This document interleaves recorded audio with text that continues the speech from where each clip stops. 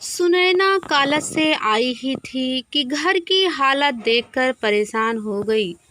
अस्त व्यस्त पड़ा सामान नौकरानी के न आने की चुगली कर रहा था। थकी मानी सुनैना को गुस्सा तो बहुत आया। किचन में गई तो वॉश बेसिन में पड़े जूठे बर्तन जैसे उसे चिढ़ा रहे थे। इसका मतलब राधा आज भी नहीं आई थी। सुनैना के कॉलेज में सुबह जल्दी क्लासेज होती थी। दोपहर में घर आकर खाना बनाने का मूड ही नहीं होता था। गुस्से को शांत कर अब वह काम में जुट गई।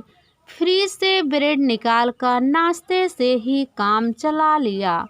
कॉलेज की सर्विस आसान थोड़े ही थी। लेक्चर तैयार करने के लिए स्टडी करने में ही वह थक जाती थी। राधा को नौकरी पर रखे अभी कुछ ही दिन बीते थे। वह साधारण व्यक्तित्व की सांवली सी महिला यो तो जवान थी, काम में कुशल भी बहुत थी, लेकिन बिना बताए छुट्टी कर लेने की उसकी आदत से वह बहुत परेशान थी। सुनैना बेड पर लेटी थी, टीवी देख रही थी। अचानक राधा आ गई। राधा को इस वक्त देखकर वह गुस्से से उसे डांटने लगी। राधा चुपचाप नीचे फर्श पर बैठी उसकी डांट सुनती रही। उसकी अश्रुधारा देखकर सुनैना का दिल पसीजने लगा। अब वह शांत होकर बोली, क्या बात है राधा, तुम बिना बताए इस तरह गायब क्यों हो जाती हो?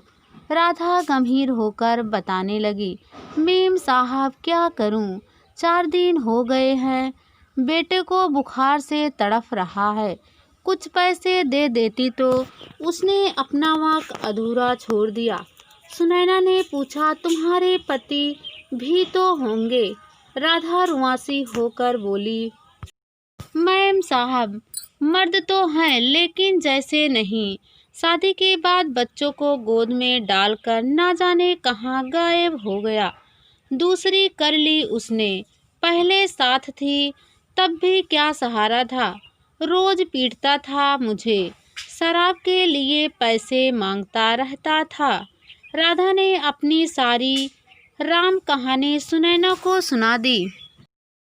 उसने तुरंत पर्स में से 500 रुपए दे दिए। राधा चली गई। अब उसे बहुत सहानुभूति हो रही थी राधा से। काफी देर तक वह राधा की जिंदगी के बारे में सोचती रही। उसकी भी पारिवारिक मजबूरियां थी। 4 बच्चों की मां होकर वह अपनी गृहस्थी कैसे चला रही थी। एक औरत होकर कितना कठिन काम था राधा के लिए। सुनैना अक्सर अब राधा की सहायता कर देती थी। उसके बच्चों को अपनी तरफ से कभी कभार चॉकलेट, टॉफ़ी, आइसक्रीम और मिठाई के पैसे भी दे देती थी। एक औरत होने के नाते वह उसकी हालत को अच्छी तरह समझती थी। नारी जीवन पर कितना अध्ययन किया था उसने। समाजशास्त्र में पीएचडी की उपाधि मिली थी उसे। उसकी अपनी जिंदगी भी तो एक अनसुलझी पहेली ही थी।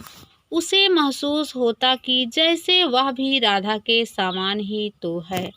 व्यवहार में अक्सर उच्च या निम्न वर्ग से एक औरत की जिंदगी में कोई मौलिक अंतर नहीं आता।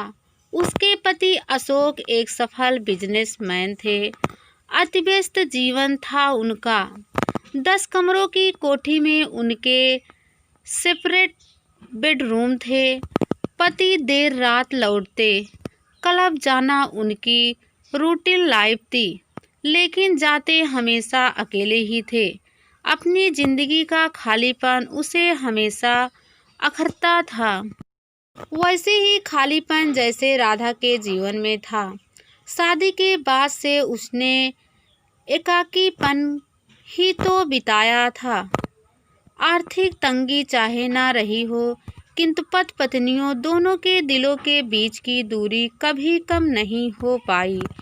उसकी जिंदगी में ना अपनत्व था और ना ही प्रेम, रोमांस, फर्ज, जिम्मेदारी के भाव उसने कभी समाप्त नहीं होने दिए थे। वह जब भी एक सामान्य महिला की तरह सोचती तो उसे लगता कि शायद वह दुनिया की सबसे गरीब औरत है। अशोक के व्यवहार को वह कभी नहीं समझ पाई। उसके अंतर मन में उठने वाले विभिन्न सवालों ने उसके सुख चैन को छीन लिया था। उसकी जिंदगी में ऐसे बहुत से सवाल थे जो रह रह कर उसे परेशान करते थे। लाख प्रयत्नों के बाद भी वह उनका कोई जवाब तलाश नहीं पाई थी। वे सारे सवाल जैसे अनुत्तरित ही थे। उसके मन में विचार आता कि अशोक का अपेक्षित व्यवहार क्या उसके लिए अत्याचार नहीं है। उसने कभी भी एक जिम्मेदार पत्नी के विपरीत आचरण नहीं किया था, फिर भी वह इतनी उपेक्षित क्यों?